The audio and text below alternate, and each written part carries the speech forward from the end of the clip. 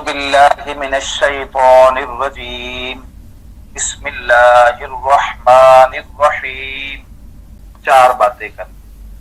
جی سب سے پہلے اس سورت کی فضیلت، اس کے بعد دوسرے نمبر پر سورت کا شان نزول، تیسرے نمبر پر قرآنی آیات کے الفاظ کی ترجمہ اور پھر اس کی تشریح. جی بالکل. تو سب سے پہلے آتے ہیں اس کی فضیلت کی طرف. تو صحابہ کرام سے روایت ہے کہ نبی صلی اللہ علیہ وسلم کو ہم نے تقریباً 24 یا 25 مرتبہ کم و بیش فجر کی سنتوں میں اور مغرب کی سنتوں میں پہلی رکعت میں قل یا ایھا الکافرون اور دوسری رکعت میں قل هو اللہ احد پڑھتے ہوئے دیکھا ہے. جی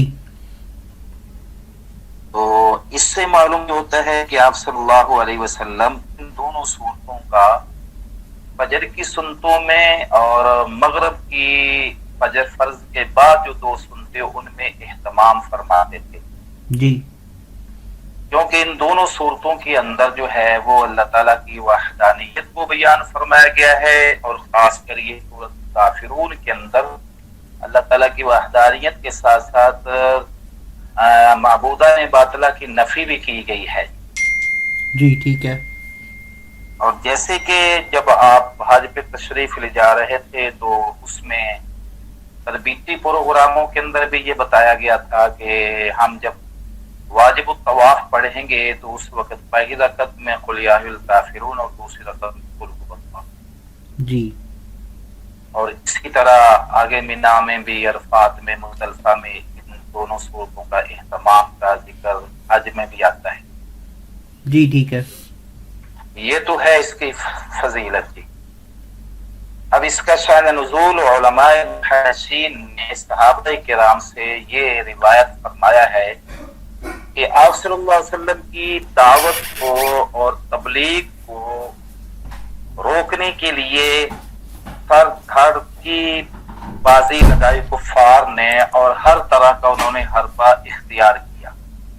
جی مار پیٹ، تشدد، راستے روکنا، اذیتیں، تکالیف دینا، جو ان سے ہو سکتا تھا وہ کیا اور کر رہے تھے. جی چلتے چلتے جب دیکھا انہوں نے کہ یہ تو تبلیغ اور دعوت کا کام نہیں رک رہا اور آہستہ آہستہ مسلمان کی تعداد بڑھتی جا رہی ہے، تو پھر انہوں نے تھوڑا سا نرمی والا راستہ اختیار کیا. اور وہ نرمی والا راستہ لالچ کی صورت، جس سے کہ آپ نے پڑھا بھی ہوگا سطول کی یعنی عربی کی کتابوں میں، اور سنا بھی ہوگا کہ آپ صلی اللہ علیہ وسلم کو 3 یعنی انہوں نے باتیں انعام اور لالچ کے طور پر رکھی. جی نمبر 1 دولت، نمبر 2 سرداری، نمبر 3 حسین و جمیل لڑکی سے نکاح. تو آپ صلی اللہ علیہ وسلم نے فرمایا کہ مجھے ان تینوں چیزوں میں سے کسی چیز کی ضرورت نہیں ہے. میرا مقصد نہ دنیا ہے، نہ سرداری ہے، نہ میرا مقصد حسین و جمیل اور اس سے نکاح ہے. کیونکہ مکہ والے دیکھ چکے تھے کہ آپ صلی اللہ علیہ وسلم نے 25 سال کی عمر میں ایک 40 سالہ درمیانی عمر کی خاتون خدیجۃ الکبریٰ رضی اللہ تعالی عنہا سے، جس کے 2 پہلے شادیاں ہو چکی تھیں، ان سے نکاح کیا. جی اور جب یہ معاملات کفار کے ساتھ ہو رہے تھے یا کفار یہ باتیں کر رہے تھے، اس وقت آپ کی عمر تقریباً 43-44 سال سے اوپر تھی. جی تو آپ نے اتنا عرصہ یعنی 25 سال کی شادی ہوئی، 15-40 تک، اور پھر 5 اور 20 سال تک ایک کیا ہے جی درمیانی عمر کی خاتون کے ساتھ آپ سے اس نے زندگی گزاری. فرمایا کہ مجھے ان چیزوں کی ضرورت نہیں. جی ٹھیک ہے. جب اس میں بھی وہ ناکام ہوئے تو اب انہوں نے ایک اور آپشن اور ایک اور جو ہے وہ طریقہ یعنی بتایا، نبی صلی اللہ علیہ وسلم کے سامنے رکھا. وہ یہ ہے کہ ہم یہ کرتے ہیں کہ آپ 1 سال جو ہے ہم آپ کے معبود کی عبادت کرتے ہیں اور 1 سال تم ہمارے معبودوں کی عبادت. جی اس پر جب چند قریش کے سرداروں نے نبی صلی اللہ علیہ وسلم کے سامنے یہ صورت رکھی تو آپ صلی اللہ علیہ وسلم کی طرف حضرت جبریل علیہ الصلوۃ والسلام اس وقت اس موقع پر یہ صورت کو لے کر حاضر خدمت ہوئے اور اللہ رب العالمین کا پیغام رسول اکرم صلی اللہ علیہ وسلم کو پہنچایا جی اور فرمایا کہ ان سے یہ کہہ دو کہ نہ تو میں جو ہے تمہارے معبود کی عبادت کرتا ہوں اور تم میرے معبود کی عبادت کرتے ہو، اور نہ ہی میں تم آگے چل کر تمہارے معبود کی عبادت کروں گا اور نہ تم میرے معبود کی عبادت کرو جی، یعنی انہوں نے کہا ایک سلو کا راستہ نکالتی۔ اب یہ تو تھا اس کا شان نزول، جس موقع پر جبریل علیہ الصلوۃ والسلام اللہ رب العالمین کی طرف سے رسول کریم صلی اللہ علیہ وسلم کے پاس پیغام لے کر آئے جی ٹھیک ہے۔ ایک بات جو عام طور پر ذہنوں میں بھی آتی ہے، لوگ بھی سوال کر لیتے ہیں کہ جو دوسری جگہ پر آتا ہے وَإِن جَنَحُوا لِلسَّلْمِ فَاجْنَحْ لَهَا وَتَوَكَّلْ عَلَى اللَّهِ، اگر کفار کوئی سلو والا راستہ نکالے تو نکال لینا چاہیے۔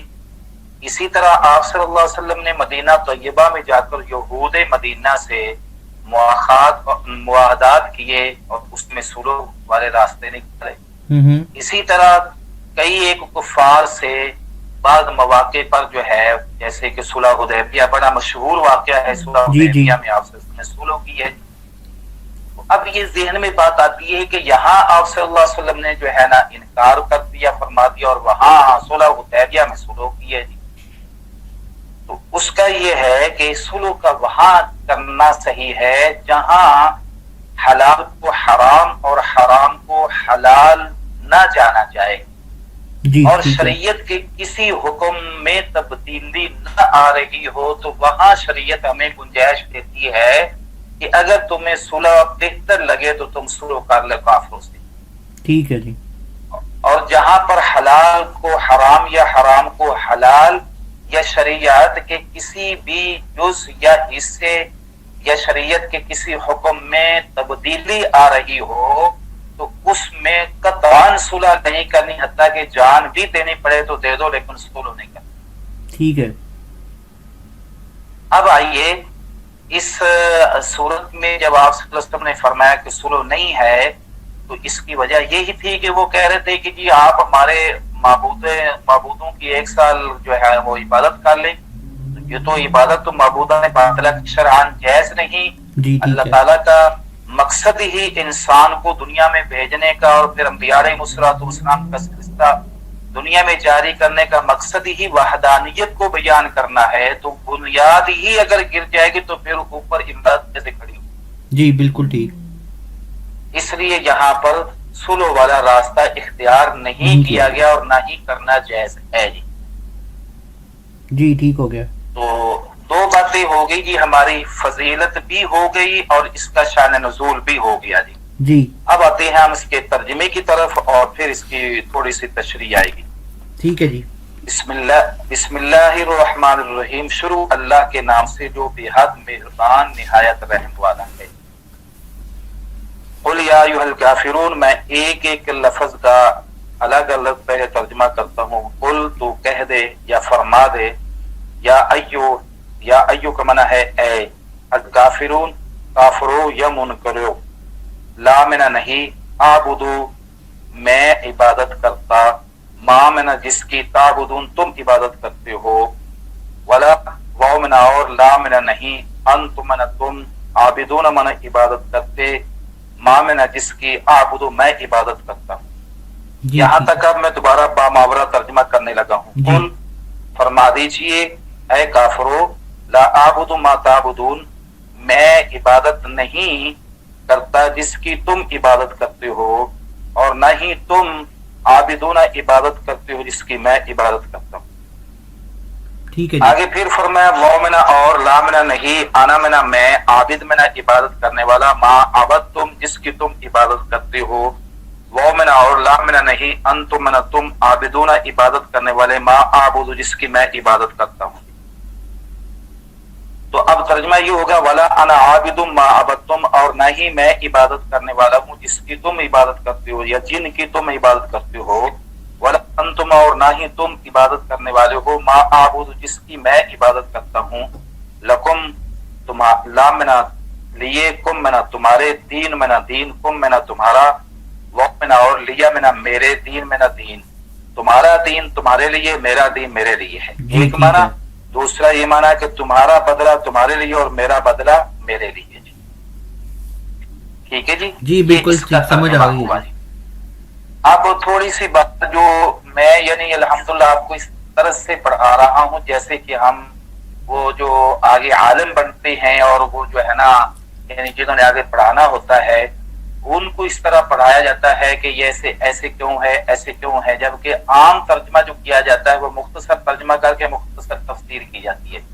बहुत शुक्रिया आपका, अल्हम्दुलिल्लाह चलो आपके दिल में शौक अल्लाह ने पैदा किया है और अल्लाह इस पे इस्तिकामत दे और अल्लाह आपको जोड़ दे। ये बहुत बड़ा आपने यानी मशवरा किया है और बहुत बड़ा अल्लाह ने आप पर एहसान किया है कि आपको अल्लाह ने इस तरह मुतवज्जे कर दिया और दिल में शौक पैदा किया है। जी अल्लाह का एहसान है जी। आप और आपकी ही बरकतें हैं जी, आपकी वसातत से हम लोग भी कुछ सीख जाएंगे तो अल्लाह ताला इसमें कार खैर रखेगा आपके लिए भी हमारे लिए भी इंशाअल्लाह ताला। इंशाअल्लाह ये अल्लाह का बहुत बड़ा करम हुआ कि अल्लाह ताला ने आपको इस तरफ भेज दिया। मन युरिदुल्लाहु बि खैरन युफ़क़्क़िहु फ़िद्दीन हदीस में आता है अल्लाह जिससे भलाई का इरादा अता फरमा तो उसको दीन की समझ अता फरमा देती है। जी अल्लाह का बड़ा करम है, अल्लाह का एहसान है जी। हाँ तो हाँ जी 1 घंटा हम ये पढ़ेंगे अल्हम्दुलिल्लाह ये नेकी में गुजरेगा। फिर एक सोच आएगी कि यार मैं पढ़ रहा हूँ, उस तरफ सोच आएगी, फिर इस पे गौर होगा तो कितना बड़ा अल्लाह का एहसान हुआ कि अल्लाह ताला ने अपने कुरान के साथ मुंसलिक कर लिया है। अल्लाह हमें इसका पूरा पूरा अजर दे और अल्लाह इस्तिकामत दे। आमीन आमीन जी आमीन। अब इसमें मैं 3 हिस्से हैं इस सूरत के अल्फाज के। तो पहला ये है कि ये देखो ना 2 दफा ला आबुद मा ताबुदून, फिर फरमाया कि वला अना आबिदु मा अबदतुम वला अंतुम आबिदून मा आबुद। तो ये बार-बार अल्फाज को जिक्र किया गया है जी। तो इसकी वजह ये है हाजी साहब कि एक है अभी ये हालत जो हमारे सामने अभी वक्त चल रहा है और एक है 2 घंटे या अगला आने वाला वक्त या कल या परसों या आगे साल 6 महीने जी। तो इसमें कुरान की आयात में बहुत बड़ी बलागत और फसाहत है। मकसद ये है कि ना अभी फिलहाल मैं तुम्हारे खुदा की इबादत करता हूँ और न ही आइंदा मुस्तकबिल में चलकर तुम्हारे माबूदों की इबादत करूंगा। ये तुम ज़हन से ये यानी पंजाबी में कहते वर्का ही फाड़ दो जी ठीक है। हाँ जी यानी ये तो आगे दोबारा चलकर तुम कहो कि यार अब दोबारा हम शुरू करती हैं या दोबारा ये बात तुम हमारे सामने रखो, तो ये तो ज़हन से निकाल दो कि ना आज और ना कल बल्कि क़यामत की सुबह तक जो है ना तुम्हारे माबूदों की इबादत हम नहीं करेंगे और ना ही तुम हमारे माबूद की इबादत करोगे। किस सूरत में? जबकि तुम शिरकिया अकीदा रखोगे जी ठीक है। क्योंकि शिरकिया अकीदा और अल्लाह की इबादत दोनों आपस में जिद हैं, एक जगह पर जमा नहीं हो सकती। जैसे कि सूरज दिन और रात जमा नहीं हो सकते और जैसे कि यानी क्या है सफेदी और स्याही जमा नहीं हो सकती और जैसे कि खुशबू और बदबू एक जगह जमा नहीं हो सकती, इसी तरह शिर्क और अल्लाह ताला की तौहीद एक जगह जमा नहीं हो सकती। जी जी। तुम्हारे ज़हनों में, तुम्हारे अकायद में, तुम्हारे दिलो दिमाग में कुफ्र और शिर्क की गिलाजत भरी हुई है, तो ये जब तक ये गिलाजत रहेगी तो तुम इबादत अल्लाह की, मेरे अल्लाह की इबादत नहीं करोगे। हालांकि उन्होंने तो कहा कि हम 1 साल तुम्हारे रब की इबादत कर लेते हैं, कहा कि नहीं कहा जी? कहा था पहले मैंने। वो तो कह रहे हैं, लेकिन आप सल्लल्लाहु अलैहि वसल्लम ने फरमाया कि नहीं तुम करोगे। मकसद क्या है कि तुम जो इबादत करोगे वो इबादत नहीं है हकीकतन। क्यों? कि जब तक तुम्हारा अंदर शिरक से पाक नहीं होगा तब वो तुम्हारी इबादत ही नहीं है। जी बिल्कुल। तो इसीलिए जो है ना अल्लाह ताला ने एक बड़ा जो अमल है हज का, और उस हज के अमल के अंदर जो एक बड़ा वजीफा दिया है हर हाजी को, वो लब्बैक अल्लाहुम्मा लब्बैक लब्बैक ला शरीक लक लब्बैक इन्नल हम्दा वन निअमत लक वल मुल्क ला शरीक लक। जी जी। चलते फिरते बैठते उठते फर्ज नमाजों के अलावा सबसे बड़ा वजीफा और बड़ा अमल जो है ना ये तलबिया है, जिसके अंदर शिरक की नफी की गई है कि जी अल्लाह ताला अपनी जात में भी और अपनी सिफात में भी और अपनी कुदरत में, अपनी ताकत में, अपने मुख्तार कुल होने में, और अल्लाह ताला अपनी सिफात में यकता है। अल्लाह ताला की सिफात में और मुख्तार कुल और कुदरत में कोई भी शरीक नहीं। सुभान अल्लाह जी, अल्लाह ताला वहदहू शरीक है जी। अल्लाह ताला वहदहू ला शरीक है जी। तो अब ये लकुम दीनुकुम वलिय दीन, मतलब ये है कि तुम्हारा दीन तुम्हारे लिए और हमारा दीन हमारे लिए। क्या मतलब? उनको इजाजत दी जा रही है कि तुम ठीक है अपने दीन पर चलते रहो और आप अपने दीन पर चलते, ठीक है कोई बात नहीं। नहीं, इसका मतलब उलमा ने लिखी है कि तुम्हारे आमाल का बदला तुम्हें मिल जाएगा और हमारे आमाल का बदला अल्लाह हमें अता फरमा जी। और इसकी वजाहत कुरान अजीम में दूसरी कई आयात के अंदर अल्लाह ताला ने इरशाद फरमाया भी है कि जो है ना कि फ़इन कज़्ज़बूका फ़कुल्ली अमली वलकुम अमलुकुम। क्या तर्जुमा है? अगर तुम्हें मुझे झुठला रहे हो तो मेरे आमाल मेरे लिए, तुम्हारे आमाल तुम्हारे लिए। इसी तरह दूसरी जगह पर फरमाया लना आमालुना वलकुम आमालुकुम, हमारे आमाल हमारे लिए, तुम्हारे आमाल तुम्हारे लिए। यानी जो तुम शिरकिया अकायद रखते हो या अकीदा बद रखते हो, इसका बदला अल्लाह क़यामत को तुम्हें दे देगा।